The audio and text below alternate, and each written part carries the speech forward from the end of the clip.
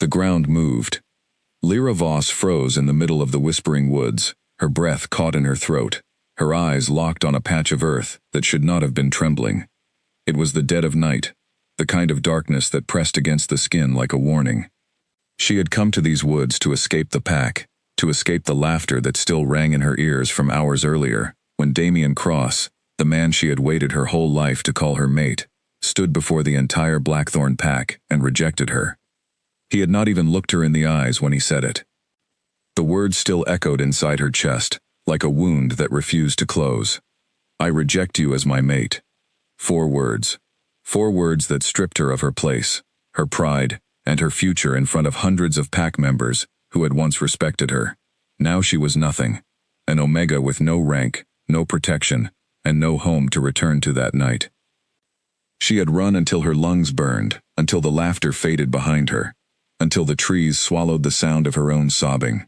And that was when she found herself standing at the edge of the forbidden burial ground, a place every pup in the pack had been warned never to enter. Stories said it was cursed. Stories said the ground itself remembered every soul that had been laid beneath it, and that disturbing it invited nothing but ruin. But Lyra had stopped believing in curses the moment her own mate looked through her like she was nothing. The soft thumping sound came again, low and rhythmic, like a heartbeat trapped beneath the soil. She took a step back, her instincts screaming at her to run. But something else, something deeper than fear, held her in place. She had spent her whole life being told to stay quiet, to stay small, to never draw attention to herself. Tonight, after being humiliated in front of everyone she once called family, she found she no longer cared about the rules that had never protected her anyway. She knelt beside the patch of disturbed earth. The soil here was darker than the ground around it, freshly overturned, still soft enough to sink her fingers into. Someone had buried something here recently. Or someone. The thought made her stomach twist, but she did not stop. She began to dig. Her nails tore against roots hidden beneath the surface. Sharp edges of buried stone sliced into her palms, but she barely registered the pain. Every scoop of dirt she threw aside revealed more of what lay beneath, and every second that passed made the sound beneath the earth grow louder, more desperate, more alive. Minutes passed like hours. Her arms ached, her fingers bled, but she kept digging, faster now, driven by something she could not name. When her hands finally struck solid wood, she gasped and pulled back for only a moment, before throwing herself forward again, clearing away the last layers of dirt with trembling urgency. It was a coffin, small, plain on the outside, but wrapped tightly with heavy iron chains. The metal was cold beneath her fingers, and as she traced its surface in the dim moonlight, she noticed something carved into the largest link of chain, a crest, 2 wolves circling a crown, their jaws open in a silent howl. Her blood ran cold. That crest belonged to only one family in the entire territory, the royal bloodline, the Alpha King himself. Lyra's mind raced. Why would the royal family bury something out here, in a forgotten graveyard on the edge of Blackthorn land, wrapped and hidden like a secret meant to disappear forever? She should have turned around right then. She should have run back to whatever scrap of shelter she could still find, and pretended she had seen nothing. But the sound came again. A weak, uneven thump against the wood, followed by something that made her blood turn to ice. A voice, faint and broken, barely more than a breath, pleading from beneath the sealed coffin. Someone was alive in there. She grabbed the chains and pulled with everything she had left. They did not budge. She searched the ground around her, desperate, until her fingers closed around a jagged rock half buried in the soil. She swung it against the lock again and again, her arms screaming in protest, sweat and dirt mixing with the blood already staining her hands. On the 6th strike, the lock cracked. She tore the chains free and pried at the coffin lid with her bare fingers, ignoring the splinters digging into her skin. The wood groaned in protest before finally giving way, and Lyra shoved the lid aside, gasping at what the moonlight revealed. A young man lay inside, his skin pale as bone, his lips cracked and dry. His wrists were bound with iron cuffs coated in a strange dark residue that burned faintly against his skin, a poison Lyra recognized from old pack stories. Wolfsbane, the kind of poison used only to weaken the strongest wolves, the kind meant to keep a powerful alpha from ever breaking free. His chest rose and fell in shallow, uneven breaths. Barely alive, but alive. Lyra stared at his face, and recognition hit her like a blow to the chest. Even weakened and near death, there was no mistaking the sharp jaw, the dark hair, the faint resemblance to the portraits that hung in the great hall of the royal territory. She had seen this face before, painted in gold and displayed with honor. This was Cale Draven, the lost son of the Alpha King, the boy who had vanished 12 years ago and was mourned as dead by an entire kingdom. He was not dead, he had been buried alive. Her hands shook as she reached for the cuffs binding his wrists. The wolfsbane coating burned her fingers the moment she touched the metal, but she gritted her teeth and pulled anyway, working the clasps with a strength she did not know she had. When the first cuff finally snapped open, Cale's body jerked, a weak groan escaping his lips. He was fighting to survive. Lyra freed his other wrist and immediately pressed her fingers against his neck, searching for a pulse. It was there, faint and fluttering, but it was there. Relief and terror crashed into her at the same moment. She had just uncovered a secret that could destroy her entire world, a truth so dangerous that whoever buried this boy alive would kill to keep it hidden. But she could not leave him here to die a second time. She slid her arms beneath him, shocked by how light he felt, his body wasted from what must have been days without proper food or water. She struggled to her feet, adjusting his weight against her, and took one step, then another, away from the grave that had almost become his tomb. The woods stretched endlessly around her, dark and silent, offering no comfort and no safety. She had no pack to turn to, no home to bring him, and no idea who had done this or why. All she knew was that the boy in her arms was the missing heir to the throne, and someone powerful enough to reach the royal family had wanted him gone forever. She thought of the abandoned cabin near the northern ridge, the one her mother used to take her to gather herbs when she was a child, long before sickness took her mother away too. It was far from the main pack territory, forgotten by most, hidden behind years of overgrown brush. It was the only place she could think of that might be safe enough, even for one night. Her arms burned with the effort of carrying him, her legs trembling from exhaustion and the aftermath of adrenaline finally beginning to fade. But every time she felt like she might collapse, she thought of the pleading sound she had heard beneath the earth, the desperate thump of a hand against a wooden coffin. A young man refusing to give up, even as the world tried to erase him. She refused to let him disappear now. The trees blurred past her as she pushed forward, her breath ragged, her heart pounding louder than her footsteps against the forest floor. She did not know what waited for her beyond this night. She did not know if carrying this secret would cost her everything she had left. But for the first time since Damien's rejection had shattered her world hours earlier, Lyra felt something other than shame burning inside her chest. She felt purpose. The northern ridge came into view, just as the first hint of dawn began to color the sky, pale streaks of gray and gold breaking through the darkness. The cabin stood exactly where she remembered, half swallowed by vines and years of neglect, but still standing, still capable of offering shelter. She kicked the door open with the last of her strength and stumbled inside, lowering Cale gently onto the dusty floor. His breathing was still shallow, but steady, alive. Lyra collapsed beside him, her body finally giving in to exhaustion, her hands raw and bleeding, her mind spinning with questions that had no answers yet. Who had buried the Alpha King's son alive? Why had no one searched for him in 12 long years? And what would happen to her, an outcast Omega with nothing left to lose, now that she held the kingdom's most dangerous secret in her own 2 hands? She did not have answers. Not yet. But as she looked down at the pale, fragile face of the boy she had pulled from a grave meant to silence him forever, she understood one thing with absolute certainty. Whatever came next, there was no turning back now.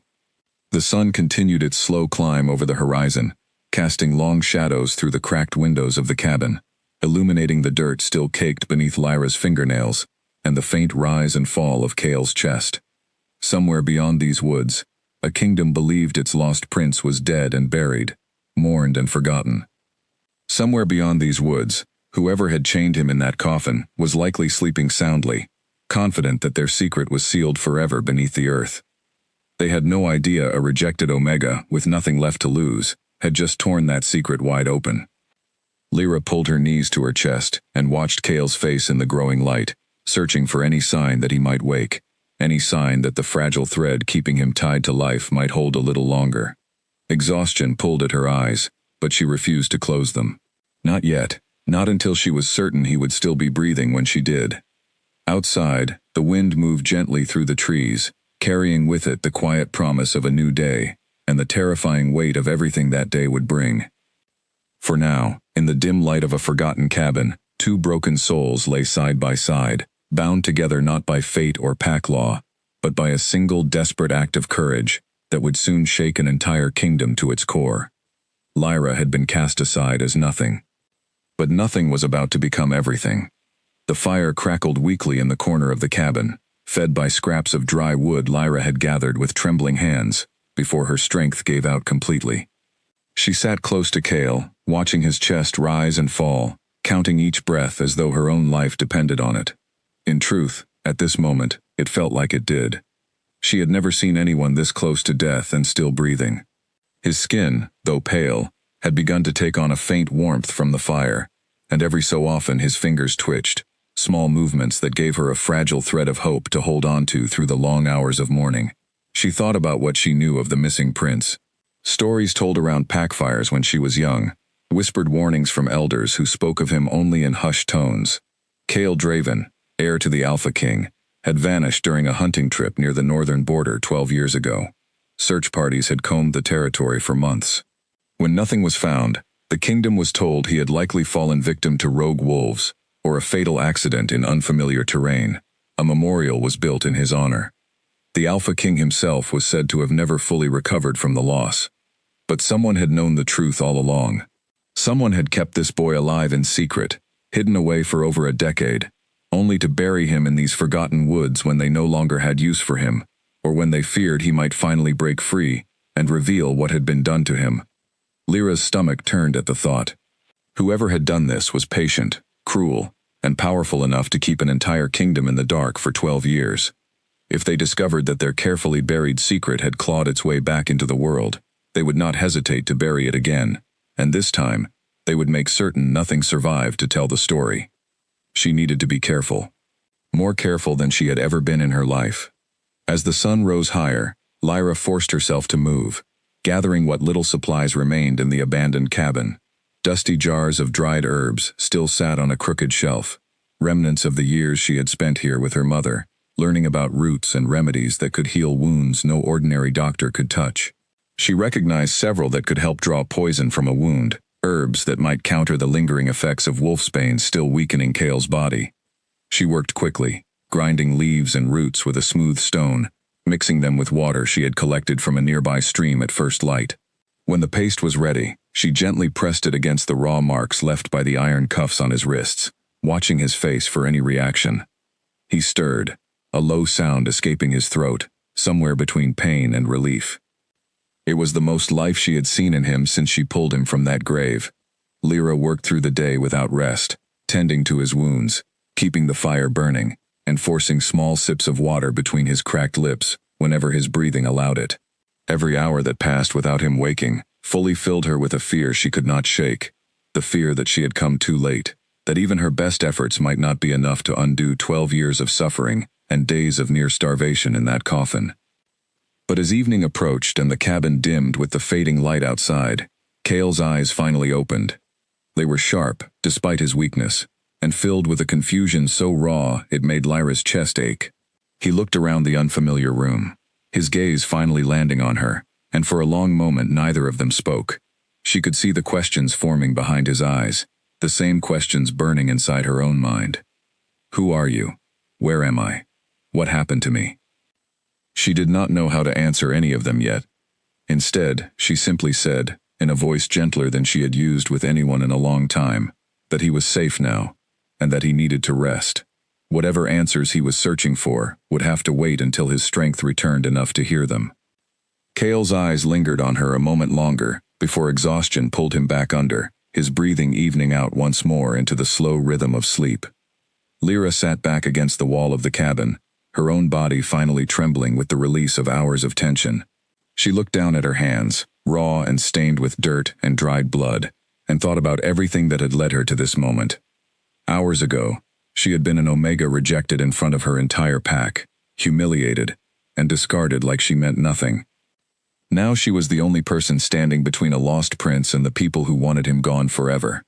She did not know what the coming days would demand of her. She did not know if she had the strength to protect a secret this dangerous, or if she would even survive long enough to see the truth come to light. But as she watched Cale's chest rise and fall steadily, for the first time since she found him, she felt something settle deep inside her, something that felt almost like resolve. She had been told her whole life that she was nothing, that her worth began and ended with whether an alpha chose to claim her. Tonight, alone in a forgotten cabin, with a secret the entire kingdom believed was buried forever, Lyra Voss understood that everything she had been told about her worth was a lie. She had saved a life with nothing but her bare hands, and her refusal to walk away. Whatever came next, she would not walk away now either. The fire crackled softly beside her, casting long shadows across the cabin walls, and somewhere beneath the exhaustion pulling at her body, Lyra felt the first flicker of something she had not felt in a very long time: hope. Outside, the woods remained silent, unaware of the storm quietly gathering within its borders. Somewhere in the royal territory, a king mourned a son he believed was gone forever, unaware that a rejected Omega had just pulled that same son back from the edge of death, with nothing but her bare hands and a refusal to let go. The night stretched on, dark and uncertain, but for the first time in hours, Lyra allowed herself to close her eyes, just for a moment, trusting that the fragile life beside her would still be breathing when she opened them again. Whatever secrets waited to unravel in the days ahead, they would face them together. 3 days passed before Cale could sit up on his own, without his arms shaking beneath him. Lyra had barely left his side, splitting her time between tending the fire, changing the herbal wraps on his wrists, and slipping out at dawn to gather what little food the forest could offer. She had grown thinner herself in that time, giving him the larger share of whatever she found, but she did not complain. She had not expected to feel this protective over a stranger, especially one whose survival now placed a target on both their backs. On the 4th morning, Cale finally spoke in full sentences, his voice still hoarse, but steadier than before. He asked her name, and when she told him, he repeated it quietly, as though testing how it felt in his mouth. Then he asked the question she had been dreading since the moment she pulled him from the earth. He wanted to know who he was. Lyra hesitated, unsure how much to reveal. She studied his face, searching for any flicker of memory, but found only confusion staring back at her. Whatever had happened to him during his years in captivity had clearly taken more than his freedom. It had taken pieces of his mind as well. She told him gently that his name was Cale, and that as far as she could tell, he belonged to a powerful family far from these woods. She did not mention the crown yet. She did not mention the crest carved into the chains that had bound him, or the kingdom that believed him dead. She needed to know more about what he remembered and what he had forgotten, before she risked revealing a truth that could shatter whatever fragile stability he had left. Cale frowned, his fingers pressing against his temple as though trying to physically force the memories to return. Fragments came to him in broken pieces, he explained. Flashes of a stone hallway, the sound of a door locking, a voice he could not place, calm and cold, telling him to stay quiet if he wanted to live. He described nightmares that had haunted him, even in his weakened sleep, images of hands pulling him into darkness, of betrayal from someone he had once trusted completely. He could not remember a face, he could not remember a name, but the feeling of betrayal was so strong that it made his hands tremble even as he spoke of it. Lyra listened carefully, piecing together what little he could offer. Whoever had done this to him was someone close enough to earn his trust before turning against him. That thought alone sent a chill through her. If the person responsible was still active within the royal circle, exposing Cale too soon could hand him directly back into their hands. She decided, in that quiet moment beside the dying fire, that she would not rush him toward answers he was not ready to face. They would take this slowly, carefully, one fragile step at a time. Over the following days, a strange and unexpected rhythm settled between them. Cale grew stronger with each meal Lyra prepared, each hour of rest she encouraged him to take. In turn, he began to notice things about her that surprised him. The way she never complained, despite clearly sacrificing her own comfort for his. The careful, practiced way she handled herbs and wounds, knowledge passed down from a mother she mentioned only briefly, her voice tightening with grief she did not explain further. He learned, in pieces, that she had been an omega in a nearby pack, cast out only days before she found him. He did not understand pack hierarchy well enough yet to grasp the full weight of what that rejection meant, but he could see the pain it had left behind, in the way her shoulders tensed whenever the subject came close to the surface. Neither of them spoke directly about what had happened to bring them together. It was as though an unspoken agreement had formed between them, a shared understanding that some wounds needed time before they could be touched, without breaking open again. On the 7th day, Cale attempted to stand fully for the first time, bracing himself against the wall of the cabin. His legs shook beneath him, weak from disuse, but he refused Lyra's offer to help, determined to prove to himself that his body still remembered how to function. He made it 3 unsteady steps before his knees buckled, and Lyra caught him before he could fall, her arms wrapping around him just as they had the night she carried him from the grave. For a long moment, neither of them moved. He looked down at her, closer now than he had been since waking, and something unfamiliar flickered across his expression. Gratitude, certainly, but something else as well, something neither of them fully understood yet. She helped him back to the makeshift bed of blankets near the fire, her heart pounding for reasons that had nothing to do with the effort of supporting his weight. She told herself it was simply the exhaustion of the past week catching up with her, the stress of everything she now carried. But some quiet part of her recognized the truth even then, even if she was not ready to admit it. As the days continued, Lyra began venturing slightly farther from the cabin to gather supplies, careful never to stray close enough to risk being seen by anyone from her former pack. She kept her senses sharp, listening for any sign that their location had been discovered, but the forest remained undisturbed, offering them a fragile bubble of safety that she knew could not last forever. She was right to be cautious. On one of these trips, she overheard voices carried faintly on the wind, hunters from a neighboring territory discussing rumors that had begun circulating through nearby packs. Whispers of strange activity near the old burial grounds. Whispers of someone seen digging in the forbidden section of the woods on the same night the Alpha King's health had reportedly worsened without explanation. Lyra's blood ran cold as she pressed herself against a tree, straining to hear more. The hunters moved on before she could learn anything further, but the message was clear enough. Someone had noticed the disturbed grave. It was only a matter of time before questions began circulating about what, or who, had been buried there. She hurried back to the cabin, her mind racing through the implications. If anyone connected the disturbed burial site to Cale's disappearance, their fragile hiding place would no longer be safe. Whoever had buried him alive would have every reason to search for proof that their crime had been undone, and they would not stop until they found it.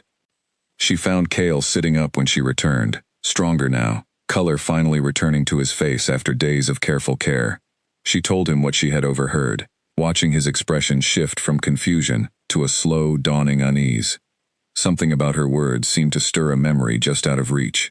He pressed his fingers to his temple again, his brow furrowing with concentration, and for a brief moment his eyes sharpened with something close to recognition.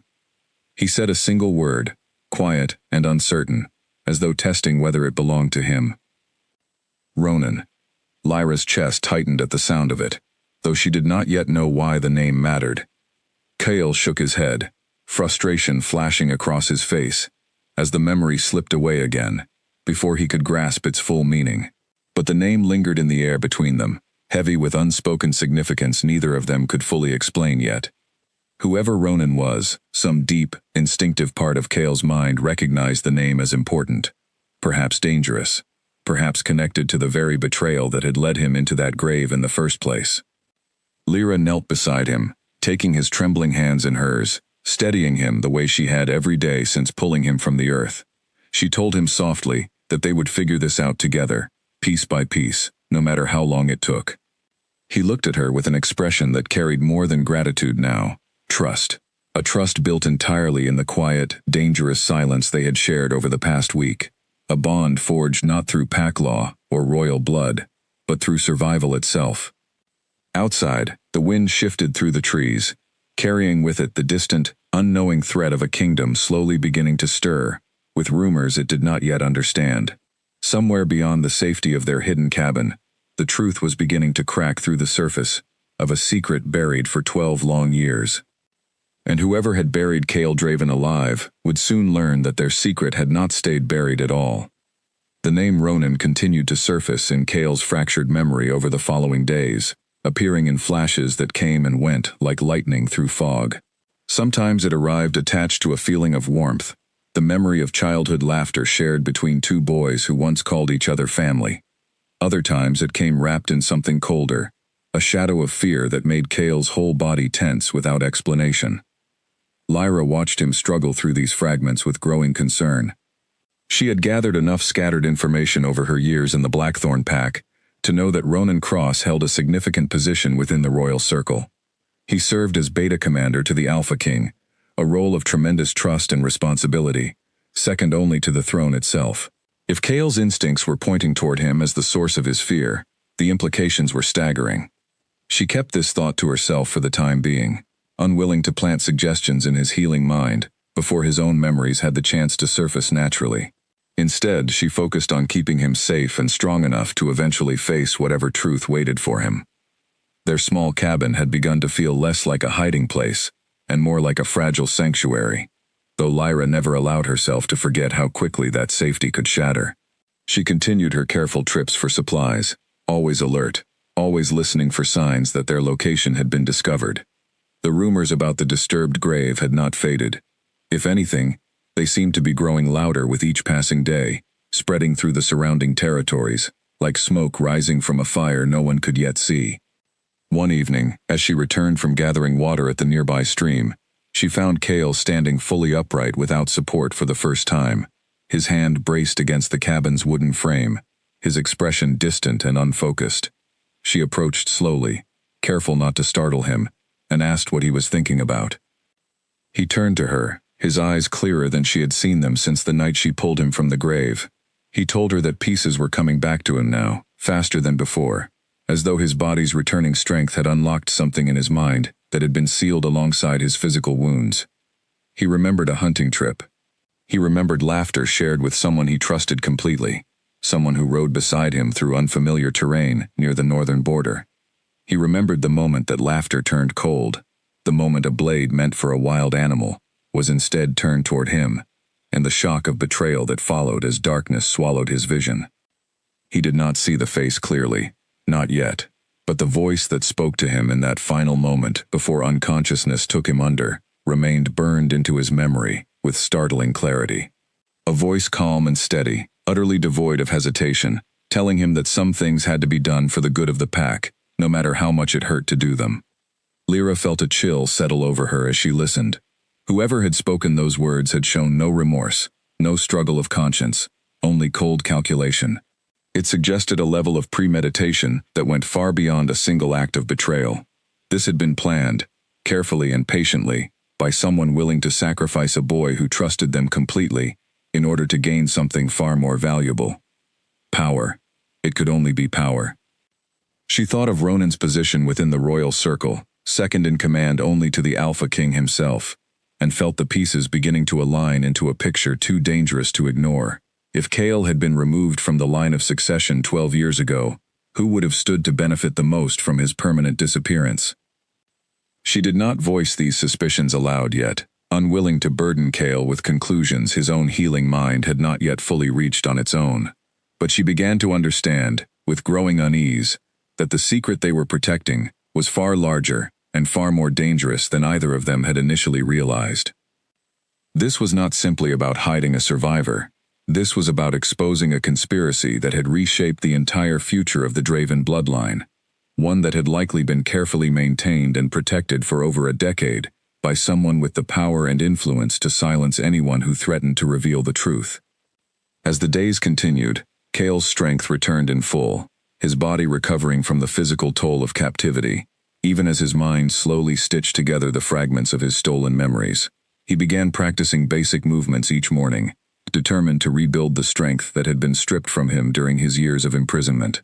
Lyra watched with quiet admiration as he pushed through the pain, never once complaining, driven by a determination that reminded her of her own refusal to give up on him that first desperate night in the forest. Their bond continued to deepen in ways neither of them had expected.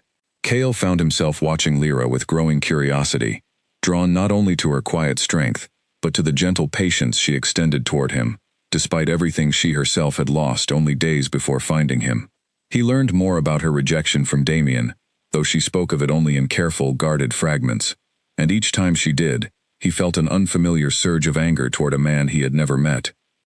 He could not understand how anyone could reject someone with this much strength and compassion, someone who had risked everything, her safety, her future, even her life, to save a complete stranger, buried alive in a forgotten grave. Lyra, in turn, found herself drawn to the quiet resilience Kale displayed despite everything that had been taken from him, 12 years of his life stolen, his identity buried alongside him, and still he faced each new fragment of memory with steady determination rather than despair. She admired that strength more than she was willing to admit, even to herself. One quiet evening, as the fire crackled low and the forest outside settled into its familiar nighttime silence, Kale asked her directly why she had risked so much to save him. He pointed out that she owed him nothing, that she had every reason to walk away and protect herself, instead of digging through forbidden ground to rescue a stranger she had never met. Lyra considered the question carefully before answering. She told him that after being cast aside by her own pack, after being told in front of everyone she knew that she was worthless, unwanted, and beneath consideration, she had reached a place where she no longer had anything left to lose. When she heard him struggling beneath that earth, fighting for a breath the world had already decided he did not deserve, something inside her refused to let another life be discarded the way hers had been. She had not saved him because it was easy, or safe, or expected of her. She had saved him because, in that moment, it was the only choice that felt right. Kale listened to her words in silence, something shifting behind his eyes as he studied her face in the dim firelight. He reached out slowly, his hand covering hers where it rested on the worn wooden floor between them, and told her quietly that whatever happened next, whatever dangers waited for them beyond these woods, he would not forget what she had done for him. Neither of them spoke further that night, but something unspoken had settled between them, fragile and new, built on trust, forged through survival, rather than tradition or expectation. The following morning brought an unexpected disruption to their careful routine. Lyra returned from her usual trip for supplies, with troubling news carried on the whispers of travelers passing near the forest's edge. The Alpha King's health had taken a sharp and sudden decline, worsening rapidly over the past several days, without any clear medical explanation. Physicians throughout the kingdom were reportedly baffled by his condition, unable to identify a clear cause for his rapid deterioration.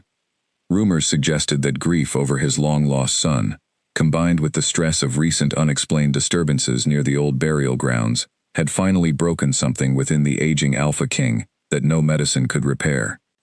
Lyra relayed this information to Kale with growing unease, watching his expression shift from confusion to something far darker, as the implications settled over him.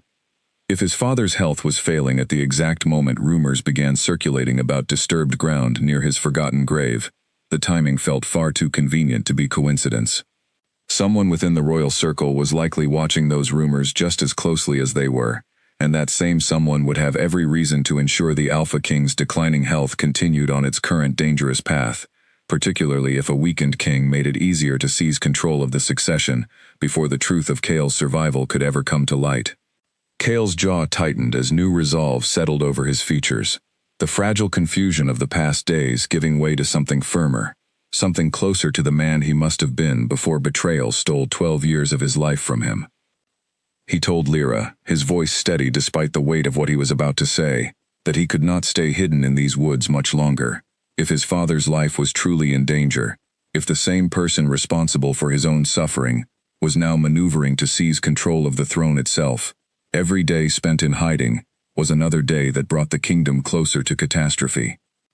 Lyra understood his urgency, but fear gripped her chest at the thought of him walking back into the very danger that had nearly cost him his life 12 years ago. She reminded him gently that his memories were still incomplete, that they still did not know the full truth of who had betrayed him, or how deeply that betrayal reached into the structure of the royal pack. Walking back too soon, without proof, without allies, could mean walking straight back into another grave, one from which she might not be able to save him a second time. Kale considered her words carefully, the tension in his shoulders easing slightly, as he recognized the truth in her caution. He agreed, reluctantly, that they needed more than fragmented memories and suspicion before they could risk exposing themselves. They needed proof, concrete evidence that could stand against whatever power Ronan, or whoever else might be involved, had spent over a decade building. Together, they began to form a careful plan, piecing together what little information they had, while remaining hidden within the safety of the forest. Lyra would continue gathering information from the whispers and rumors passing through nearby territories, careful never to draw suspicion toward herself. Cale would continue rebuilding his strength, while working to recover whatever remaining fragments of memory might still be locked away within his mind, memories that could ultimately provide the proof they desperately needed. It was a dangerous gamble, built on incomplete information and the fragile hope that time would reveal what they needed before their enemies discovered that their carefully buried secret had already clawed its way back into the world. As night fell once more over the hidden cabin, Lyra found herself standing beside Cale near the small window overlooking the dark expanse of forest beyond. Neither of them spoke for a long moment, both lost in thoughts of the uncertain path ahead. Finally, Cale broke the silence, his voice quiet but resolute.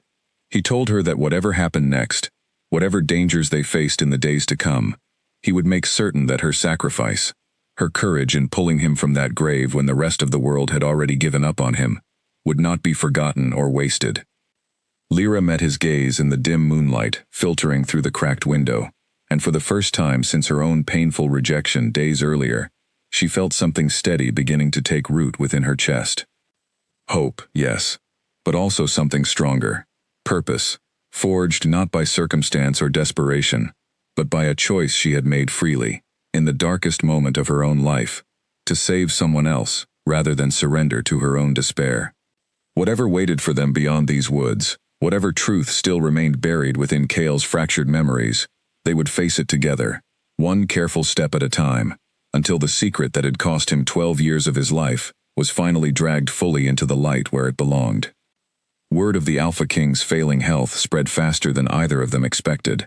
Within days, travelers passing near the edge of the forest carried news that the royal physicians had called for a formal succession council, a gathering meant to prepare the pack for the possibility that their king might not survive the season. Lyra returned from one such trip, pale and breathless, relaying the news to Cale with a tightness in her voice that betrayed her growing fear. If a succession council had already been called, time was running out faster than they had planned for. Cale sat in silence for a long moment after hearing the news, his hands clenched at his sides. He told her quietly that he needed to remember more, and soon. Whatever proof they needed to expose the truth would be useless if his father died before they had the chance to present it. He closed his eyes, forcing his mind back toward the fragmented images that still lingered just out of reach, pushing past the instinctive fear that had kept those memories buried for so long. Lyra sat beside him, her hand resting gently on his arm, offering silent support as he worked through the pain of confronting his own stolen past. She had learned over the past 2 weeks that pushing him too hard only caused the memories to scatter further, but she also understood that he needed to try, now more than ever. Slowly, painfully, more pieces began to surface. He remembered waking in a small, windowless room shortly after the attack that had taken him from the hunting party. He remembered the voice again, calm and controlled, explaining to him that he would remain hidden away, kept alive but powerless, until the timing was right to remove him permanently. He remembered pleading, begging to understand why, and the answer that voice gave him, one that had haunted his broken sleep for years, without him ever understanding its meaning until now. The voice had told him that the pack could not be led by someone soft enough to see omegas and lesser ranks as equals worth protecting. It had told him that his ideas about fairness and honor would weaken the bloodline, and that someone stronger, someone willing to make harder choices, needed to take his place. Lyra's breath caught as she listened. The words matched exactly the kind of thinking she had witnessed for years within her own pack's hierarchy, the same rigid belief system that had allowed her own rejection to be treated as acceptable, even expected. If Ronan shared these beliefs so deeply that he was willing to bury his own cousin alive to prevent him from ever challenging them, the danger he posed extended far beyond the royal family. It threatened every Omega, every lower-ranked wolf within the kingdom who might one day live under his rule. Cale opened his eyes, meeting Lyra's gaze with a new clarity burning behind his own. He told her that he finally understood why she had been the one to find him that night, why fate, or something like it, had placed her exactly where she needed to be. Someone who had experienced firsthand the cruelty of a system built on rigid hierarchy and cold judgment was uniquely suited to help him tear that same system down. Lyra felt a lump rise in her throat at his words. Unused to being seen as anything other than lesser, unworthy, discarded. For the first time since her rejection, someone was telling her that her pain, her experience, mattered, that it had purpose beyond simply being something to survive. Their planning grew more focused in the days that followed. Cale continued recovering fragments of memory each day, piecing together a clearer picture of the conspiracy that had stolen 12 years of his life.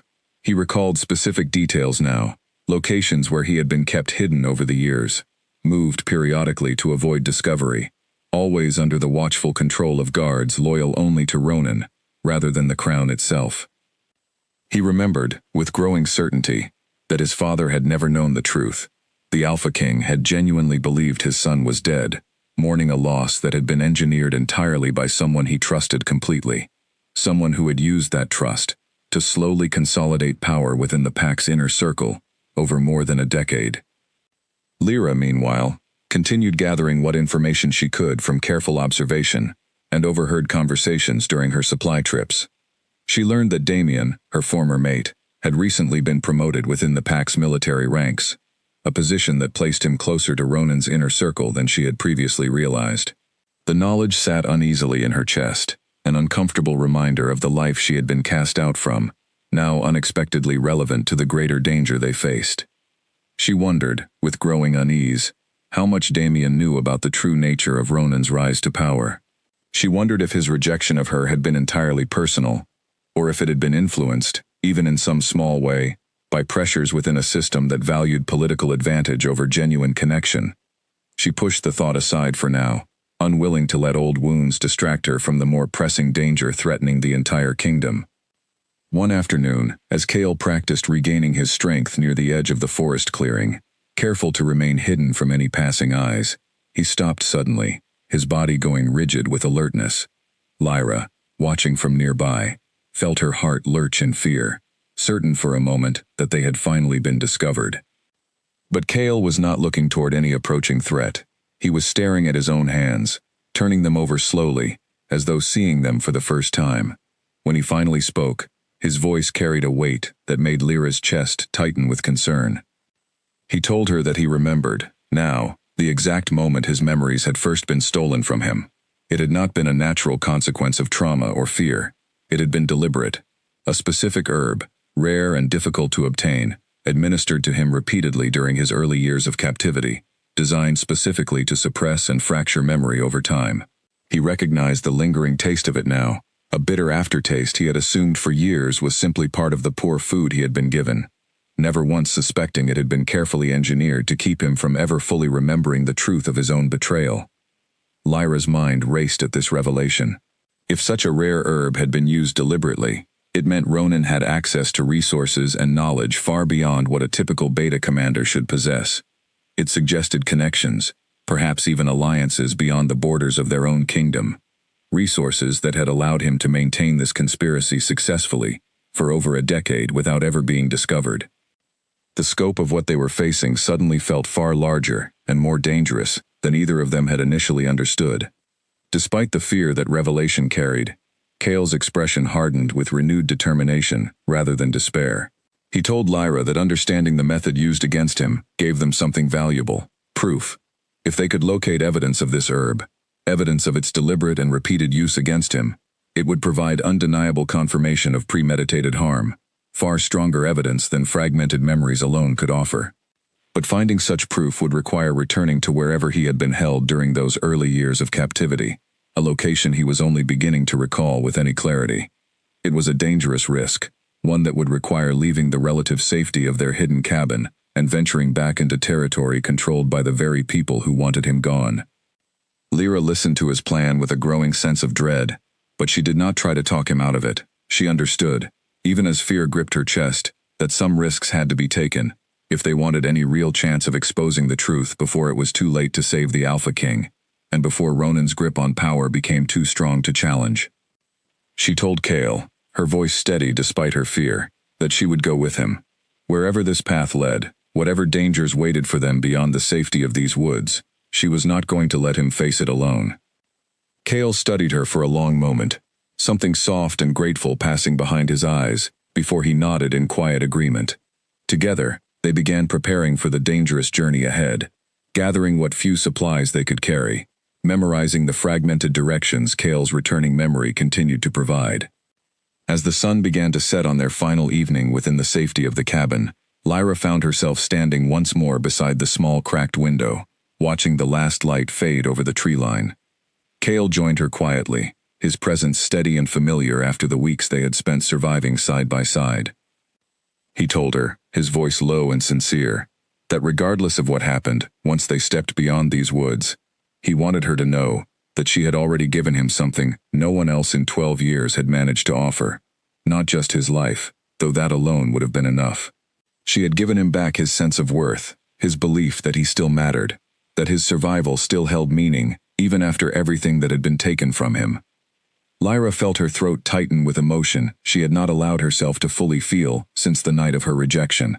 She told him quietly that he had given her something in return, a reminder that her own worth had never truly depended on being chosen by someone else.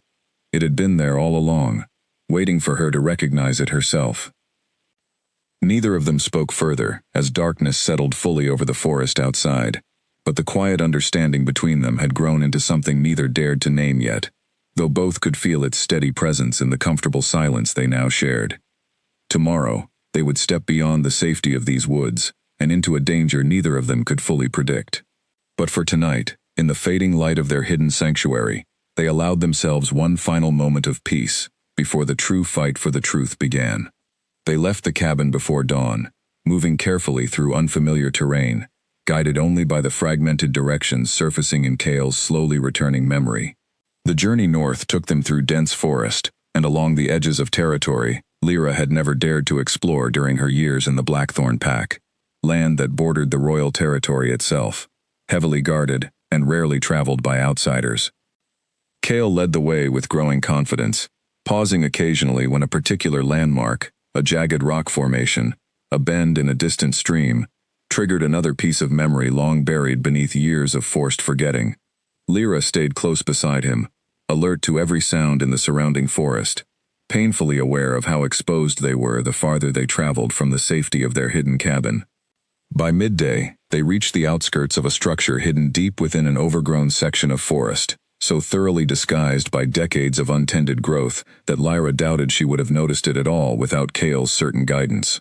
It was a small stone building, weathered and crumbling in places, clearly abandoned for years but still holding the unmistakable signs of having once served a deliberate hidden purpose. Cale stopped several yards from the entrance, his body tense, old fear resurfacing despite the years that had passed since he was last held within these walls. Lyra reached for his hand without thinking, offering silent reassurance, and after a long moment, he nodded and stepped forward, leading her inside. The interior was exactly as fragmented memory had described, a narrow stone hallway leading to a series of small, windowless rooms, each one barely large enough to hold a single occupant. Dust and cobwebs coated every surface, undisturbed for what appeared to be several years, suggesting this particular location had been abandoned once Cale was moved elsewhere during his long captivity. They searched carefully, Cale guiding Lyra toward the room he remembered most clearly, the one where the bitter herb had first been administered to him. Inside, they found remnants of dried plant material, scattered across a small wooden table, along with several glass containers, empty now, but still bearing faint traces of the same distinctive residue. Lyra examined the containers carefully, her knowledge of herbal remedies allowing her to recognize traces of a rare and dangerous plant she had only read about in her mother's old texts, one known for its ability to suppress memory when administered in careful, controlled doses over extended periods of time. It was not something easily obtained. It required specific knowledge and significant resources to acquire and use effectively without causing immediate, detectable harm. This was exactly the proof they needed. As Lyra carefully wrapped the remaining evidence in cloth to protect it during their journey back, Cale continued exploring the remaining rooms, his memory sharpening further with every familiar detail he encountered. In the final room at the end of the hallway, he stopped abruptly, staring at a small collection of documents tucked carefully beneath a loose floorboard, clearly hidden by someone who had once occupied this space. He knelt and pulled them free, his hands trembling slightly, as he unfolded the aged papers. Lyra joined him quickly, reading over his shoulder as his eyes scanned the contents with growing shock. The documents were letters, written in a careful, controlled hand, detailing payments made to specific individuals over the years, in exchange for their silence and cooperation regarding Cale's continued captivity. Names were listed alongside dates and amounts, a clear paper trail connecting multiple individuals within the royal territory to the ongoing conspiracy.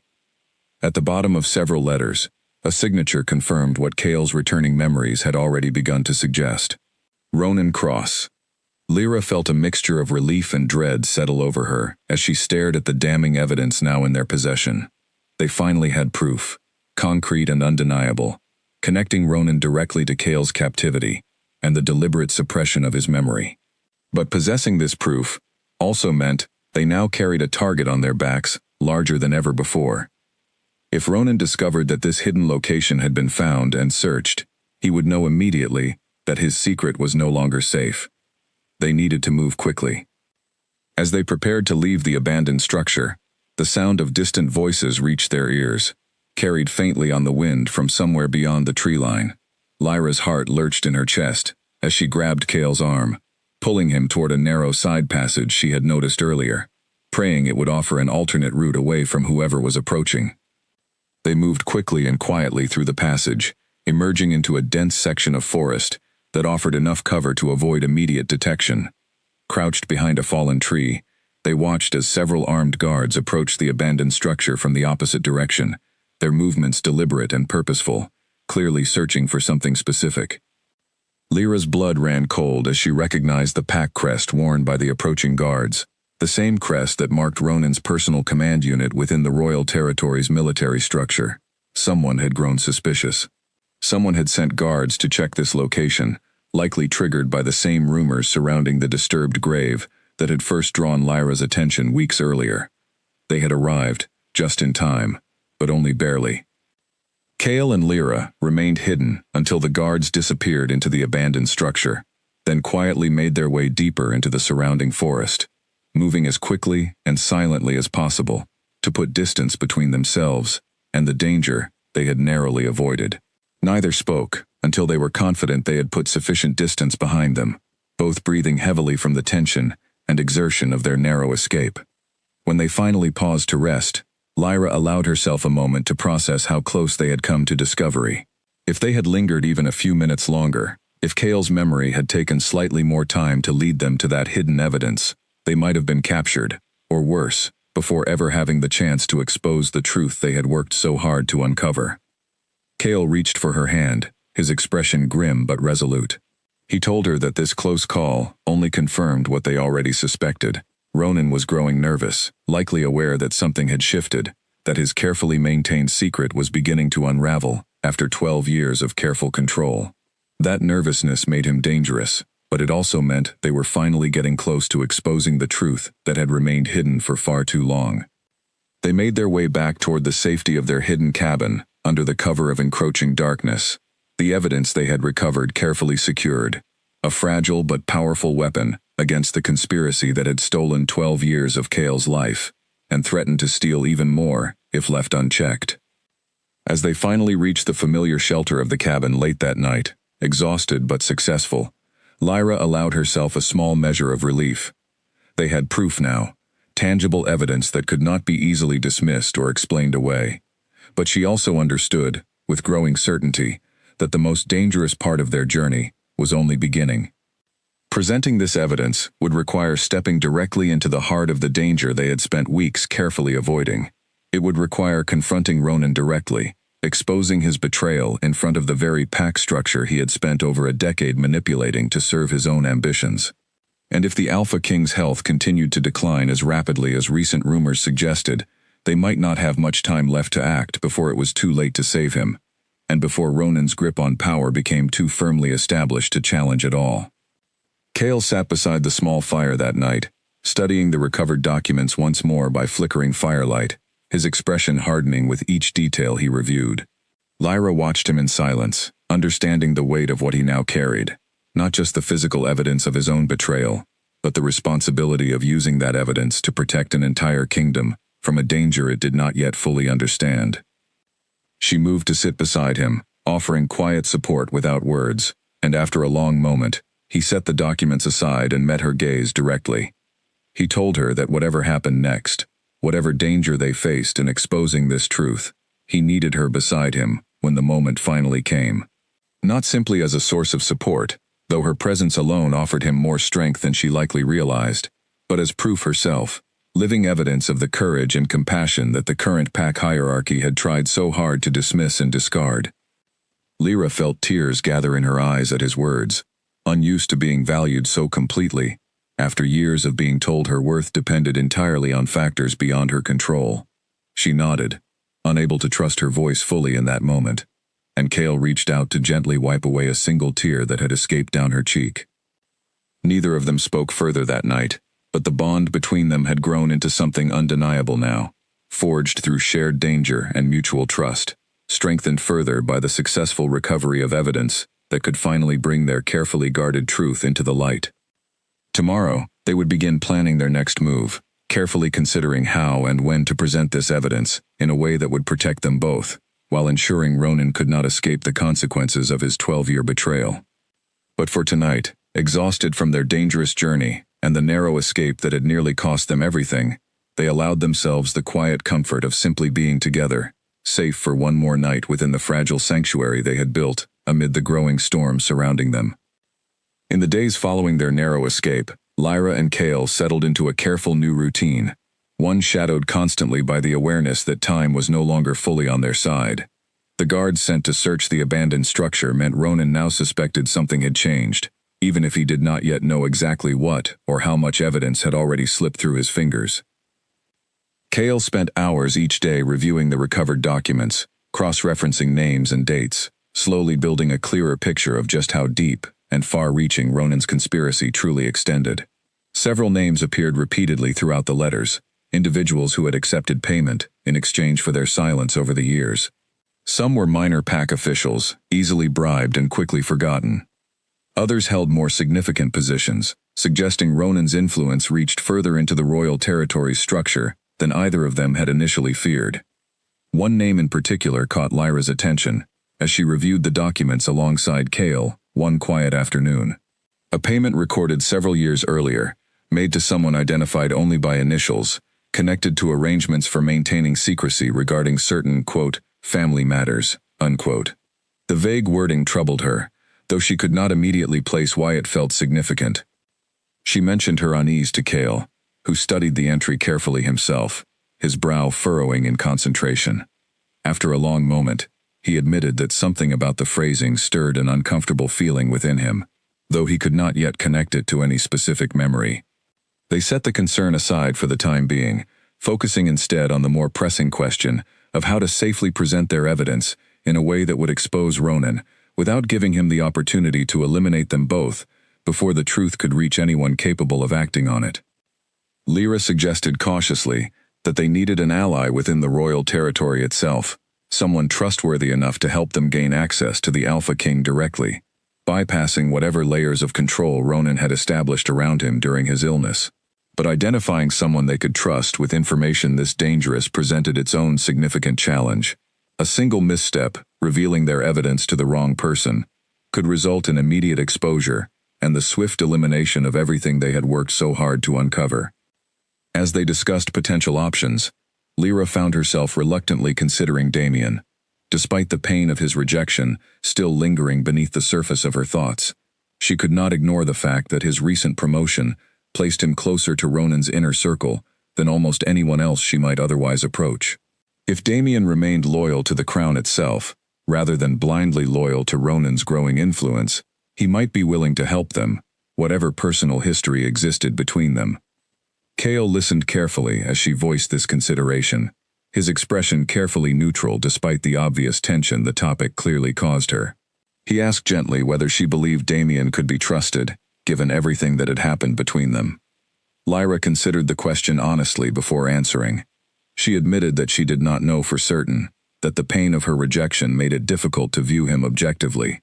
But she also remembered, in quieter moments before that final humiliation, a version of Damien who had seemed genuinely conflicted about the rigid expectations placed upon him by pack hierarchy.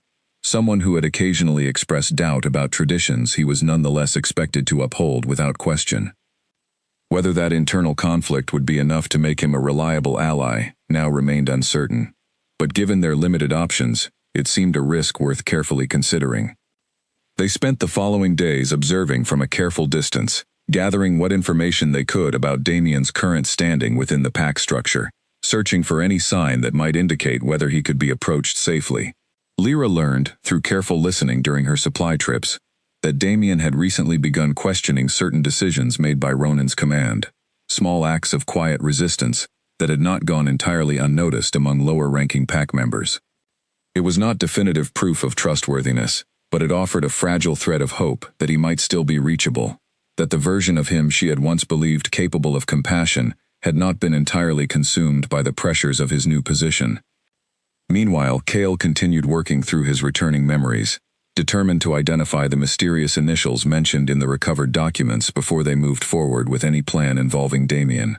He spent hours each evening, eyes closed, deliberately pushing his mind back toward the fragmented images still locked away within his memory, searching for any connection that might explain the lingering unease those initials had stirred within him. Finally, on a quiet evening, nearly a week after their dangerous journey to the abandoned structure, the memory surfaced fully, striking him with such sudden clarity that he gasped aloud, startling Lyra from where she sat nearby preparing their evening meal.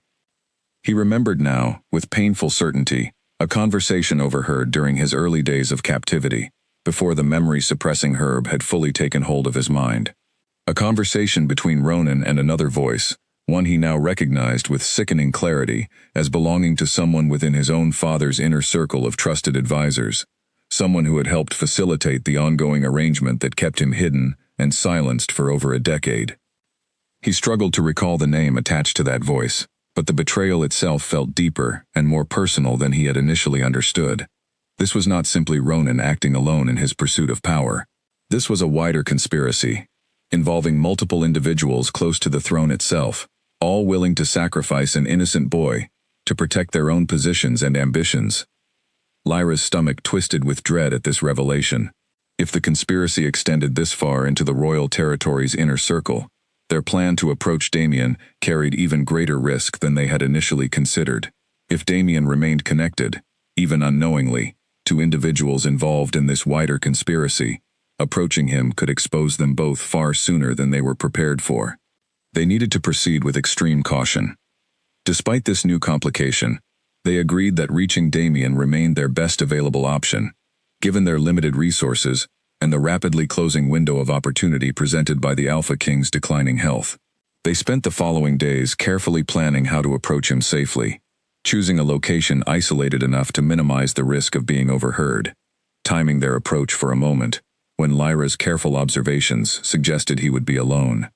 The night before their planned approach, Lyra found herself unable to sleep, anxiety over the coming confrontation weighing heavily on her mind. Cale, sensing her restlessness, moved to sit beside her near the dying embers of their fire, offering quiet companionship without demanding conversation she was not yet ready to have. After a long silence, she finally admitted her deeper fear, one she had not fully voiced even to herself until this moment. She worried that seeing Damien again, after everything that had happened, might reopen wounds she had only just begun to heal, since finding purpose in helping Cale. She worried that facing him directly, especially given the danger surrounding their current mission, might weaken her resolve at the exact moment she needed to remain strongest. Cale listened carefully, then reached for her hand, his grip steady and reassuring.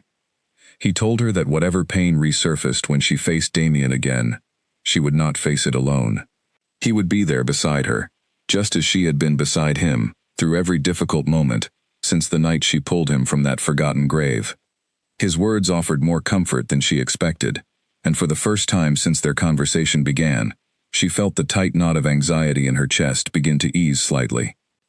She looked at him in the dim firelight, studying the steady strength in his expression, the quiet determination that had carried him through 12 years of stolen memory, and continued to carry him now, toward reclaiming the truth of his own stolen identity.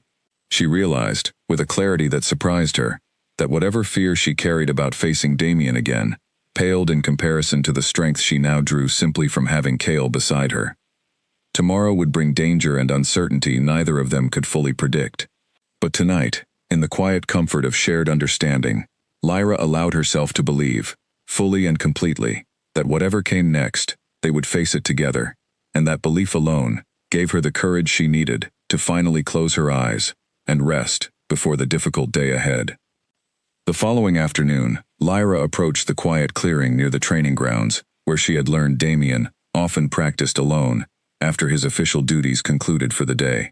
Cale remained hidden nearby, close enough to intervene if danger arose, but far enough to allow Lyra the space she needed to approach her former mate on her own terms. Damien looked up sharply at the sound of approaching footsteps, his expression shifting rapidly from surprise to something far more complicated when he recognized Lyra standing before him. For a long moment, neither of them spoke, the weight of their last painful encounter hanging heavily in the air between them. He finally broke the silence, his voice quieter and less certain than she remembered from the night of her rejection. He asked what she was doing here, why she had returned to territory that held nothing but danger for someone in her position. Lyra steadied herself, drawing on the strength she had built over the past weeks of survival and purpose. She told him directly that she needed his help, that what she was about to share with him would sound impossible, but that the future of the entire kingdom depended on him listening carefully and keeping what she revealed completely confidential. Damien's expression shifted to wary confusion as she began explaining, carefully at first, the events of the night she had wandered into the forbidden burial grounds. She watched his face closely as she revealed the truth of what, or rather who, she had found buried alive that night, watching disbelief transform slowly into stunned realization as the pieces began falling into place. When she finally spoke Cale's name aloud, Damien's entire body went rigid, memories of a childhood friendship long buried beneath years of believing his cousin was dead, suddenly resurfacing with painful clarity. He demanded proof, understandably skeptical of a claim this extraordinary, and Lyra gestured toward the tree line where Cale remained hidden. After a brief hesitation, Cale stepped forward into the clearing, his presence immediately silencing whatever doubt still lingered in Damien's expression. Recognition crashed over Damien's face, followed swiftly by a complicated mixture of shock, grief, and something that looked remarkably like guilt.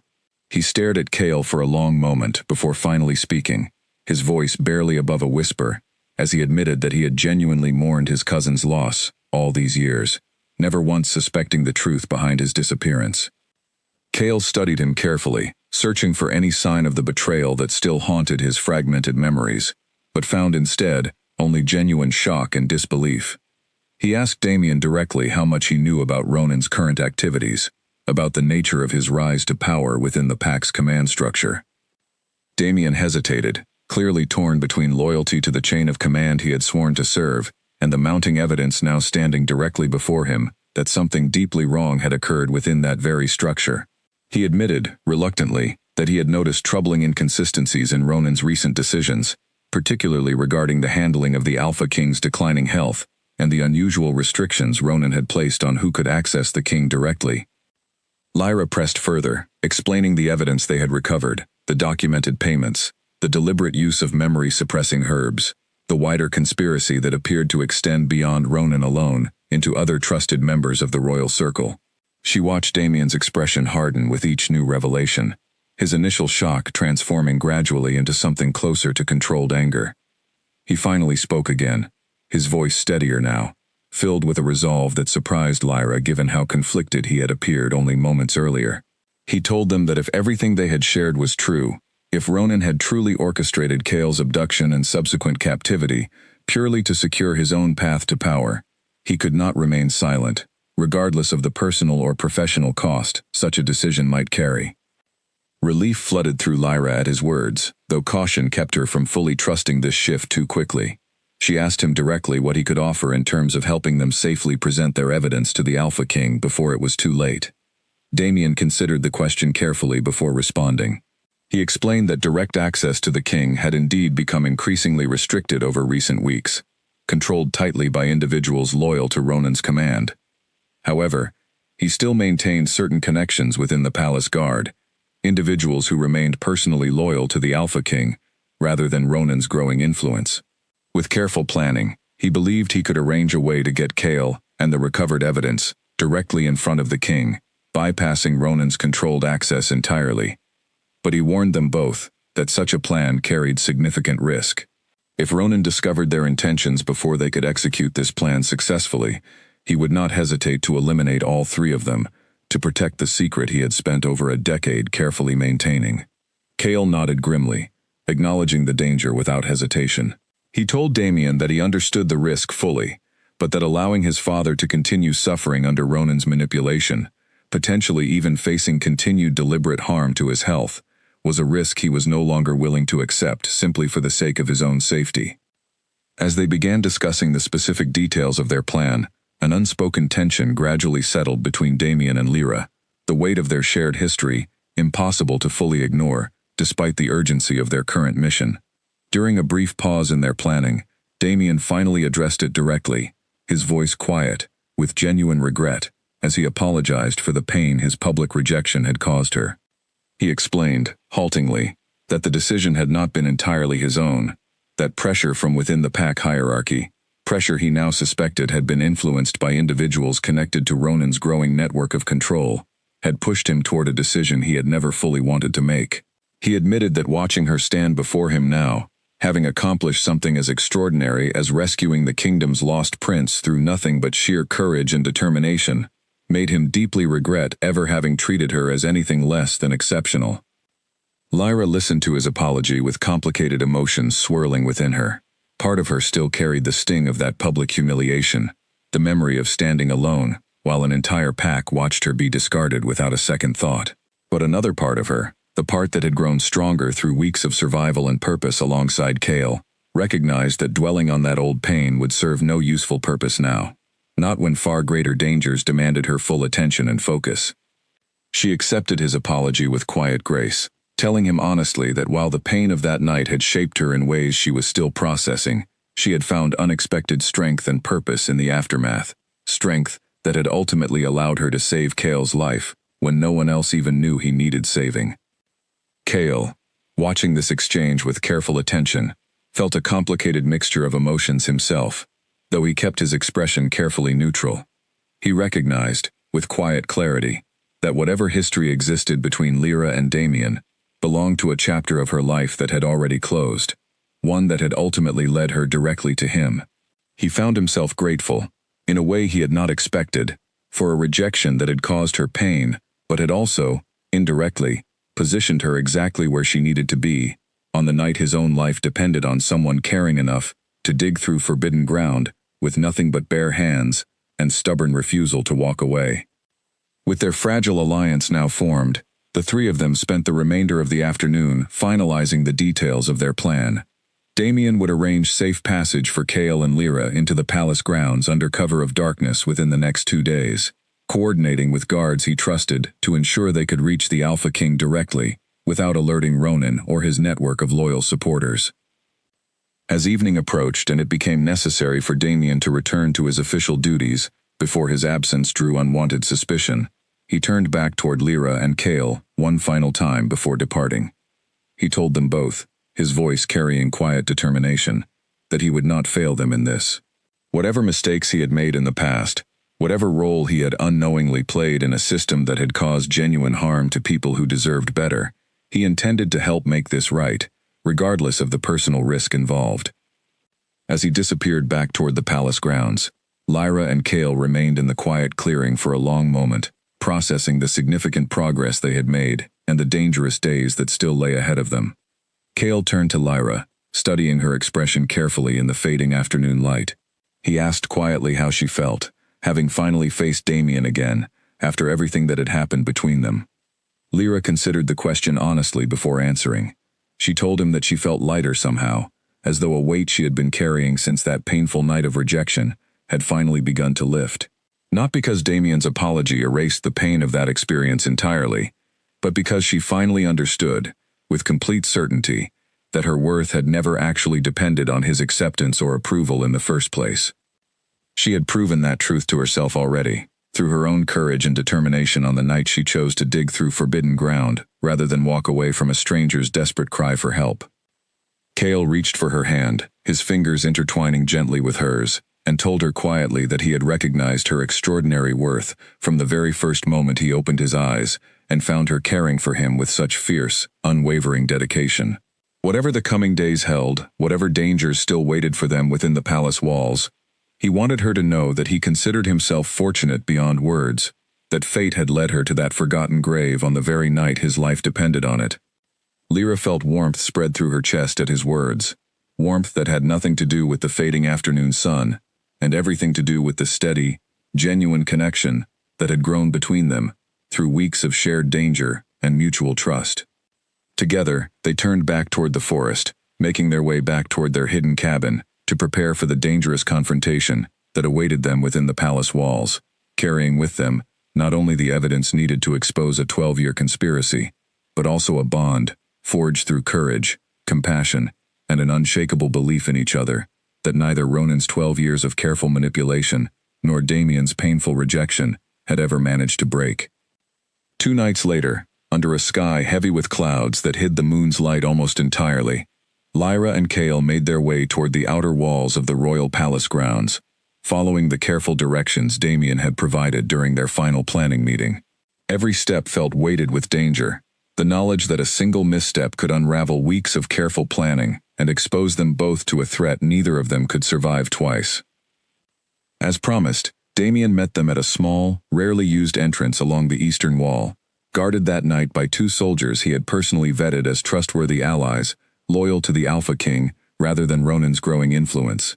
The guards nodded silently as Damien led Lyra and Cale through the entrance, their expressions grim but resolute, clearly aware of the significant risk they themselves were taking by allowing this unauthorized passage. Inside the palace grounds, the atmosphere felt heavier than Lyra had anticipated, an unsettling tension hanging over the usually proud and orderly structure. Damien explained quietly, as they moved through shadowed corridors, that Ronan had increased security measures significantly over recent days, citing concerns about the ongoing rumors surrounding the disturbed burial grounds as justification for tightening control over who could access various sections of the palace, particularly the king's private chambers. This heightened security made their task significantly more dangerous, but Damien assured them that the path he had arranged would avoid the most heavily monitored areas, relying instead on lesser-used passages, familiar mainly to those who had served within the palace for years. They moved carefully and silently, Cale's returning strength allowing him to keep pace despite the lingering effects of his long captivity. Lyra stayed close beside him, her senses alert to every sound and shadow, painfully aware that discovery at this stage would likely mean the end of everything they had worked so desperately to accomplish. As they approached a narrow staircase leading toward the private wing, where the Alpha King's chambers were located, Damien suddenly held up a hand, signaling them to stop. Voices carried faintly from around the corner ahead, low and urgent, speaking in tones that immediately set Lyra's instincts on edge. Damien motioned for them to remain hidden within a shadowed alcove while he moved cautiously forward to investigate. He returned moments later, his expression tense with new concern. He explained quietly that he had recognized one of the voices as belonging to a member of Ronan's inner circle, someone who should not have had reason to be present in this particular section of the palace at this late hour. This unexpected complication forced them to reconsider their planned route, adding precious time to their already dangerous journey. Damien led them instead through a narrow servants' passage, one rarely used and unlikely to be monitored closely, though it added significant distance to their path toward the king's chambers. As they navigated the winding passage, Cale's expression grew increasingly tense, memories continuing to surface unexpectedly, as familiar details of the palace triggered fragments he had not yet fully processed. At one point he stopped abruptly, his hand pressed against the stone wall beside him, breathing heavily, as a particularly vivid memory washed over him. Lyra moved close beside him immediately, concern evident in her expression, as she asked quietly what he was remembering. Cale explained, his voice tight with controlled emotion, that this particular passage had been familiar to him even before his captivity, a route he had used frequently as a child while exploring the palace with Ronan, during the years when their friendship had still felt genuine and uncomplicated. The bitter irony of using this same childhood passage now, as part of a desperate plan to expose Ronan's ultimate betrayal, was not lost on him. Lyra squeezed his hand gently, offering silent comfort, and after a moment, Cale nodded, pushing the painful memory aside to focus on the urgent task still ahead of them. They continued forward, finally emerging into a quiet corridor that Damien confirmed led directly toward the entrance of the king's private chambers. 2 guards stood watch outside the heavy wooden doors.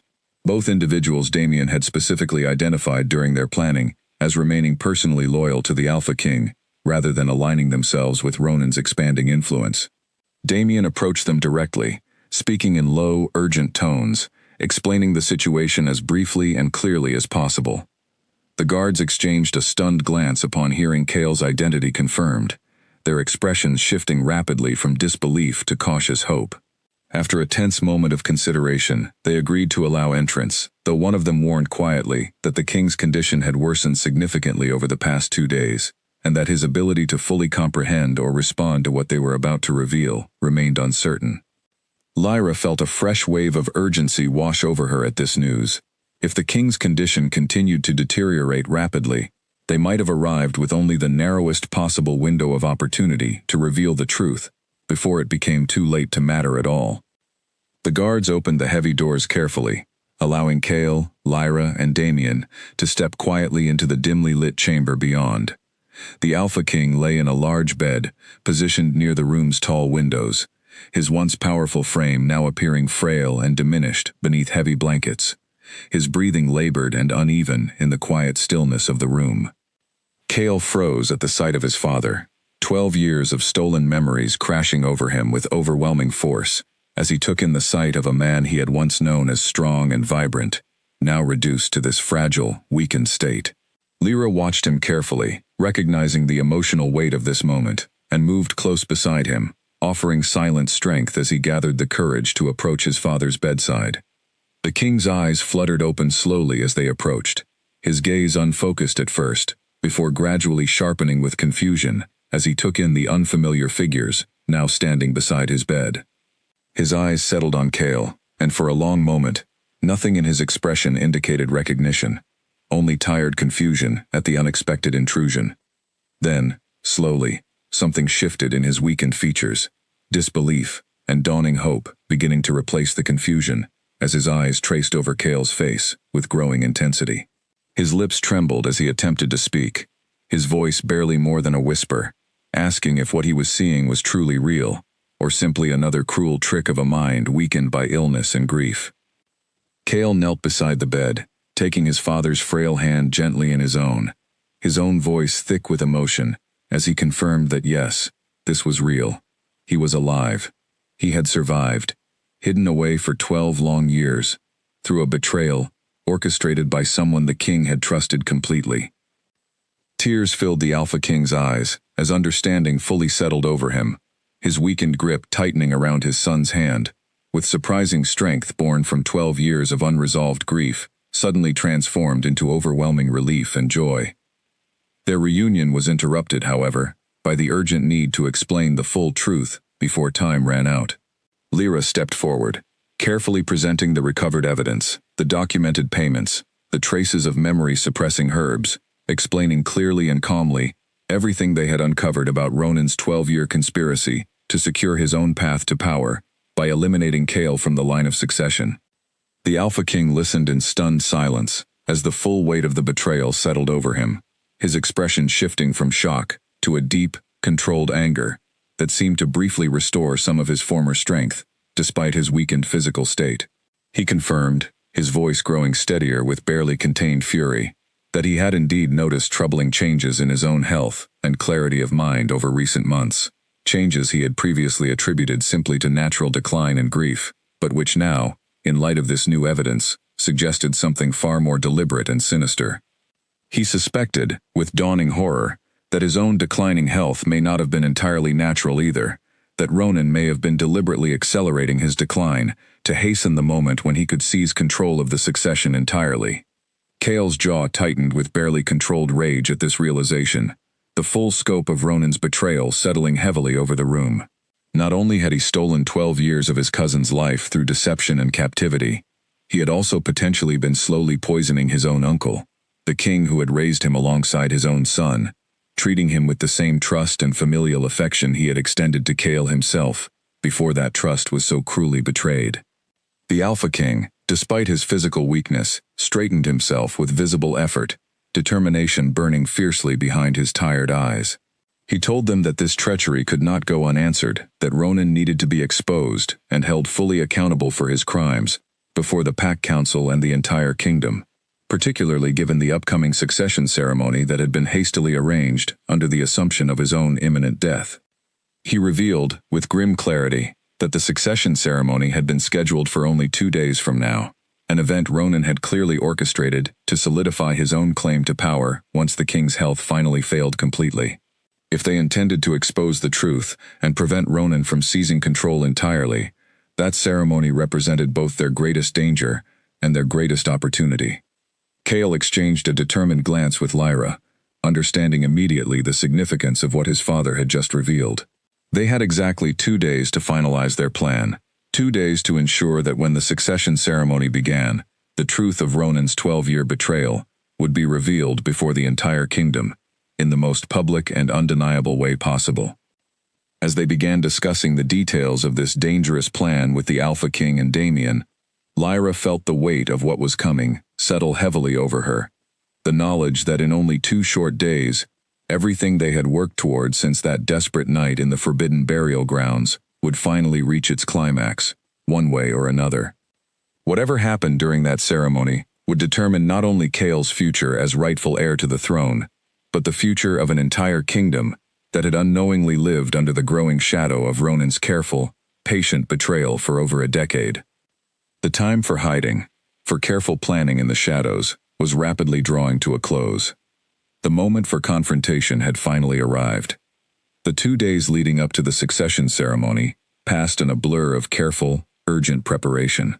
Chaol remained hidden within a secure section of the palace, guarded discreetly by soldiers Damien had confirmed as fully loyal to the Alpha King, while the king himself worked quietly behind the scenes to ensure that when the moment for revelation finally arrived, Ronan would have no opportunity to escape or silence the truth before it could be fully exposed. Lyra spent much of this time beside Chaol, helping him prepare not only strategically but emotionally for the enormous weight of what he was about to face. Reclaiming his identity before the entire kingdom meant more than simply exposing Ronan's betrayal. It meant stepping back into a role he had been forcibly removed from 12 years earlier. A role that carried enormous responsibility and expectation, one he had not been given the chance to properly prepare for, given the years stolen from him. During a quiet moment together on the evening before the ceremony, Chaol expressed this fear openly to Lyra for the first time. He admitted that beyond his anger toward Ronan, beyond his relief at reuniting with his father, he carried a deep uncertainty about his own readiness to step into the role of heir, and eventually, Alpha King himself, after 12 years spent surviving, rather than preparing for leadership.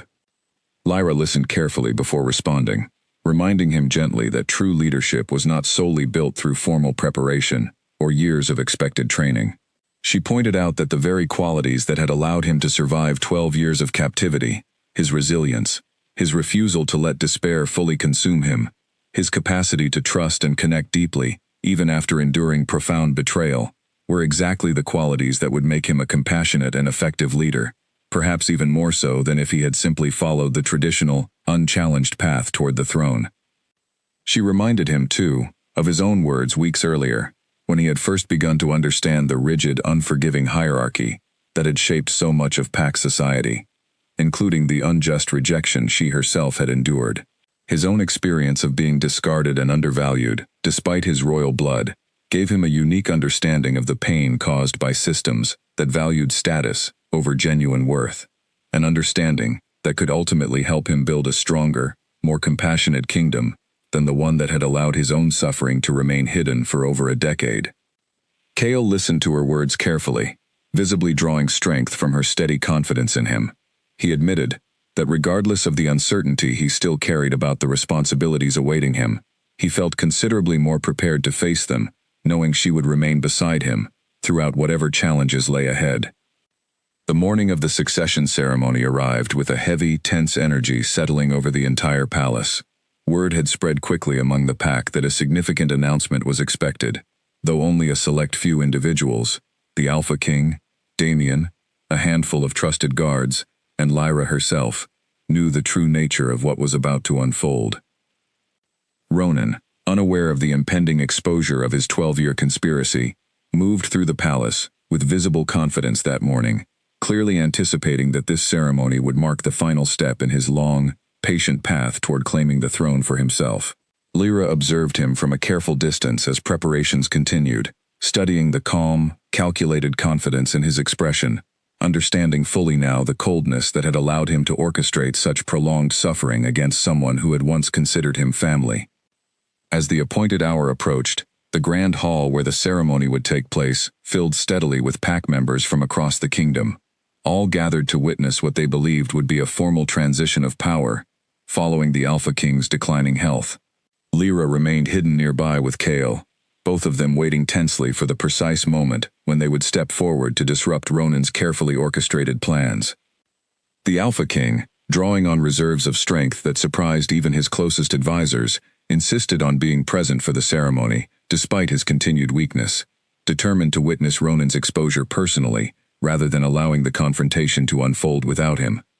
As Ronan began addressing the assembled crowd, his voice carrying the practiced confidence of someone who believed his path to power was finally secure, Lyra felt Kale's hand tighten around hers, both of them recognizing that the moment for action had finally arrived.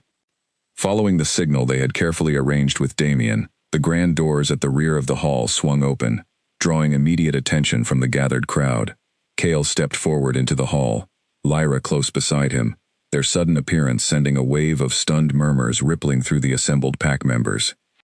Ronan's confident expression faltered instantly as recognition crashed over him, disbelief and barely concealed panic flickering behind his eyes before he managed to school his features back into careful composure. He addressed Kale directly, his voice tight with forced calm, questioning how this was possible, suggesting perhaps some cruel deception was being played upon the grieving pack. Kale met his gaze steadily as he moved further into the hall, his voice carrying clearly across the stunned silence that had fallen over the assembled crowd. He announced plainly that he was indeed Kale Draven, rightful heir to the Alpha King, and that he had not been lost to accident or misfortune, 12 years earlier as the kingdom had been led to believe, but rather deliberately abducted, imprisoned, and left to die, through the calculated actions of someone the entire kingdom had trusted completely. Gasps and murmurs of shock spread rapidly through the gathered crowd as Kale continued, his voice growing steadier and more resolute with each word. He presented the evidence they had carefully gathered, holding aloft the documents recovered from the abandoned structure, describing in clear, controlled detail the payments made to ensure his continued silence, the deliberate use of memory-suppressing herbs designed to prevent him from ever recovering the truth of his own betrayal. Ronan's composure cracked visibly as the evidence mounted, his eyes darting briefly toward the exits before recognizing, with dawning horror, that armed guards loyal to the Alpha King now blocked every possible avenue of escape. The Alpha King himself rose slowly from his seated position, drawing on every remaining reserve of strength to stand fully before the shocked assembly. His voice, though weakened, carried unmistakable authority as he confirmed the truth of Kale's accusations, revealing his own suspicion that his recent declining health had likely been deliberately accelerated as part of Ronan's calculated plan to seize power before his true crimes could ever be discovered. The hall erupted into stunned uproar, pack members struggling to process the magnitude of betrayal that had just been revealed. Ronan, recognizing that his carefully constructed deception had finally and completely collapsed, attempted one final desperate justification, insisting that his actions, however extreme, had been necessary to protect the pack from what he considered dangerous weakness in leadership, weakness he believed Kale's compassionate, unconventional views would have introduced into their society. His words, rather than earning any sympathy from the gathered crowd, only served to solidify the depth of his corrupted beliefs, confirming beyond doubt the calculated cruelty that had driven his 12-year conspiracy. Lyra stepped forward then, her voice steady and clear despite the intensity of the moment, addressing the crowd directly.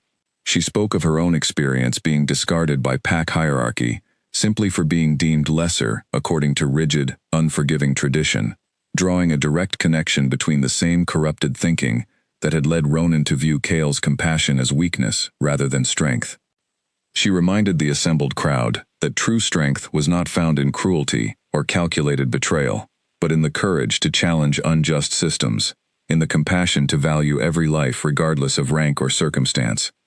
She pointed toward Cale as proof of this truth, a leader who had endured unimaginable suffering, yet remained committed to building something better than the corrupted system that had nearly cost him his life.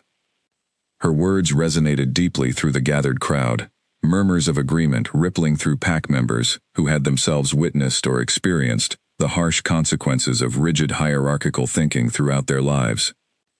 Ronan, recognizing the complete collapse of his carefully maintained position, made one final desperate attempt to escape, lunging toward a side exit. But guards loyal to the crown moved quickly to intercept him, restraining him firmly despite his struggling protests. As Ronan was led away in restraints, his 12-year conspiracy finally and completely exposed before the entire kingdom, the Alpha King turned toward his son, exhaustion and relief mingling visibly in his weakened but triumphant expression. He announced formally, his voice carrying clearly despite his physical frailty, that Cale Draven stood confirmed as rightful heir to the throne, his claim strengthened rather than diminished by the extraordinary courage and resilience he had demonstrated throughout his ordeal. The hall erupted into a mixture of stunned silence and gradually building applause, pack members slowly processing the magnitude of what they had just witnessed. A conspiracy over a decade in the making, finally and completely dismantled through courage, careful evidence, and an unwillingness to let injustice remain buried any longer. Cale turned to Lyra amid the chaos and celebration slowly building around them, his expression filled with profound gratitude and something deeper still. He reached for her hand, holding it firmly before the entire assembled crowd, unwilling to hide any longer the significance of everything she had done, not just in saving his life that first desperate night, but in standing beside him through every dangerous step that had led to this moment of complete and total vindication.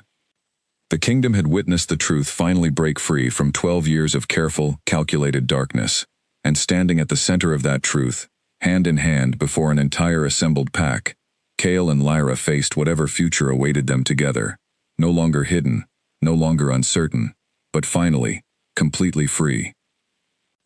In the weeks that followed Ronan's public exposure and arrest, the kingdom slowly began adjusting to the extraordinary truth that had upended everything they believed about their own history. The formal investigation into his 12-year conspiracy revealed the full extent of his betrayal, confirming multiple accomplices within the royal circle who had accepted payment in exchange for their silence, each one now facing consequences appropriate to their role in the prolonged deception. The Alpha King, though still recovering from the physical toll his declining health had taken, showed steady improvement once the deliberate source of his deterioration was identified and removed from his care entirely.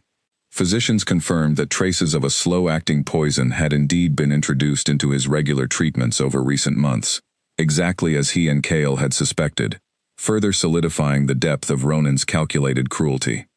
With his father's health gradually stabilizing, Cale began the difficult process of formally stepping into his role as heir to the throne, a transition made considerably easier by the unwavering support of both his father and Lyra, who remained steadily by his side throughout the challenging weeks of adjustment.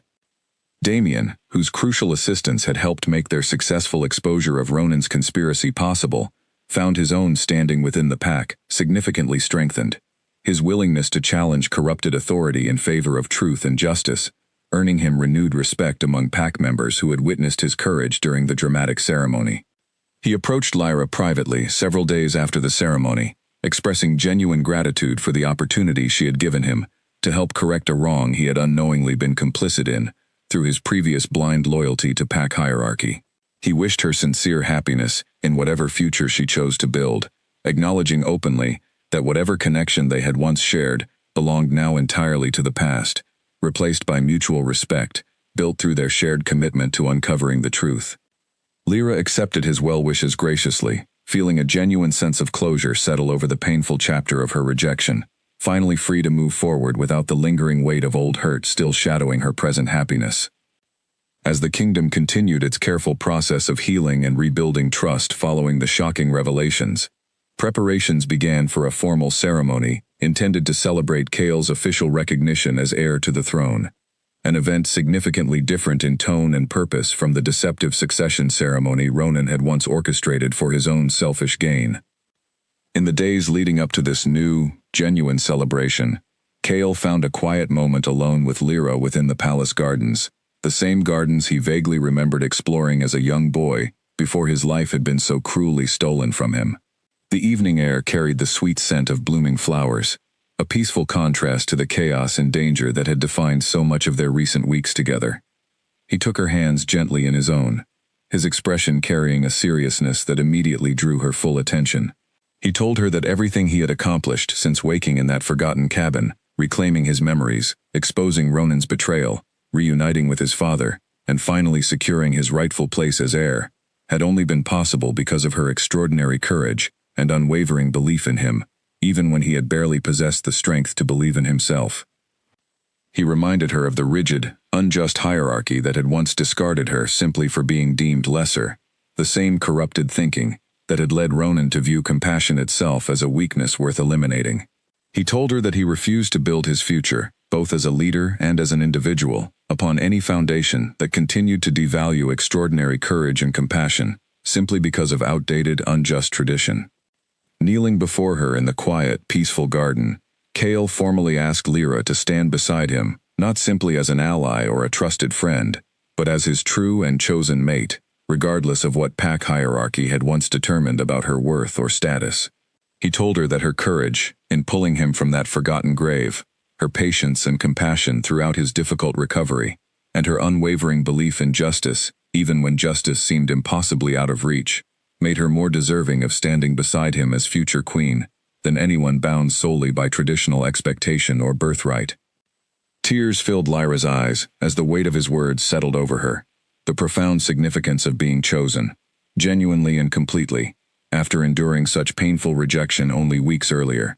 She accepted without hesitation, her voice filled with quiet joy as she confirmed that she would stand beside him, not because tradition demanded it, but because she had freely chosen this path, from the very moment she chose to dig through forbidden ground, rather than walk away from someone in desperate need of help. Their formal bonding ceremony took place several weeks later, a celebration significantly different from anything the kingdom had witnessed in generations. Rather than emphasizing rigid hierarchy or traditional expectation, the ceremony deliberately celebrated the values that had brought Chaol and Lyra together: courage, compassion, and an unwavering commitment to justice, regardless of personal cost. Pack members from every rank attended, alphas standing alongside omegas without the usual rigid separation that had once defined such gatherings, a small but significant symbol of the changes Chaol and Lyra intended to bring to their future kingdom together. The Alpha King, fully recovered now, and radiating genuine pride as he watched his son formally claim Lyra as his mate, addressed the assembled crowd with words that would echo throughout the kingdom for years to come. He spoke of the painful lessons learned through Ronan's betrayal, acknowledging openly that rigid systems built purely on hierarchy and status had allowed genuine cruelty to flourish unnoticed for far too long within their society. He announced formal changes to long-standing pack traditions, changes designed to ensure that no Omega, regardless of birth or circumstance, would ever again face the kind of unjust rejection and discrimination Lyra had once endured. He credited her directly, before the entire assembled kingdom, as the driving force behind these necessary and long overdue changes, a woman whose extraordinary courage had not only saved his son's life, but had fundamentally reshaped the very foundation of their kingdom's future. As the ceremony concluded and celebration continued late into the evening, Chaol and Lyra found a quiet moment alone beneath the stars, reflecting on the extraordinary journey that had brought them to this moment. Chaol reminded her softly of the night everything began, the desperate sound of a heartbeat beneath the earth that had led her to dig through forbidden ground with nothing but her bare hands and refusal to walk away. Lyra smiled softly, telling him that she had never imagined that single desperate act of courage would ultimately lead her to this moment. Standing beside him, not as a rejected Omega with nothing left to lose, but as a chosen queen, whose worth had never actually depended on anyone else's approval or acceptance in the first place. Cale pulled her close, his voice filled with quiet certainty as he told her that their story, born from such profound tragedy and injustice, would ultimately be remembered not for the darkness that once tried to bury it, but for the extraordinary light and hope that had emerged when someone brave enough refused to let that darkness win.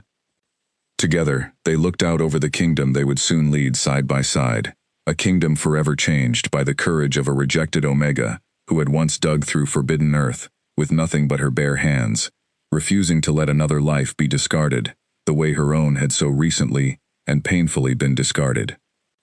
Their story, born from betrayal and buried secrets, had finally reached its true beginning, not an ending, but the start of a future built on courage, compassion, and an unbreakable bond forged through the darkest of circumstances, now finally free to flourish fully in the light.